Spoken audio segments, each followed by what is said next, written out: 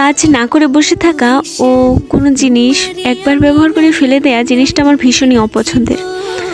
আর তাই আমি যখনই বসে থাকি তখনই কিছু না কিছু করার চেষ্টা করি এবং কোনো জিনিস একবার ব্যবহারের পর রিসাইক্লিং করার চেষ্টা করি। যেমন এই কুলাটি ভার্সিটিতে আমার একটি প্রোগ্রামে ব্যবহার করা হয়েছিল একবার।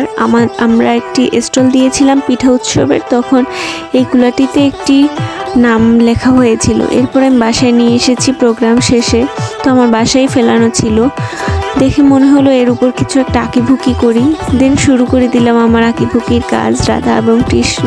তো আমি এখানে ইউজ করছি ফেবিক্রিলের অ্যাক্রিলিক কালারটি।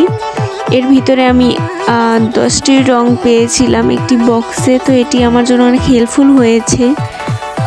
আর একটি হচ্ছে এই কাজটি আমি মাত্র একদিনের মধ্যেই কমপ্লিট করে ফেলেছিলাম। এত তাড়াতাড়ি করে ফেলবো আর এত মানুষ যে পছন্দ করবে। আমি এটি বাড়িতে নিয়ে এসেছিলাম, ঢাকায় বসে করেছি যদিও, তো সবারই বেশ পছন্দ হয়েছে। আর আমি এটি ওয়াল পেন্টিং বা ওয়ালমেট হিসেবে ইউজ করেছি আমাদের ঘরের ওয়ালে। তো এর ফাইনাল লুকটা দেখে তোমরা অবশ্যই আমাকে কমেন্ট করে জানাবে যে কেমন হয়েছে। তাহলে আমি আরেকটি কুলায় অন্য একটি আর্ট করার চেষ্টা করব অবশ্যই। এই যে ফাইনাল লুক হয়ে গেছে, তোমরা দেখে বলো যে কেমন হয়েছে।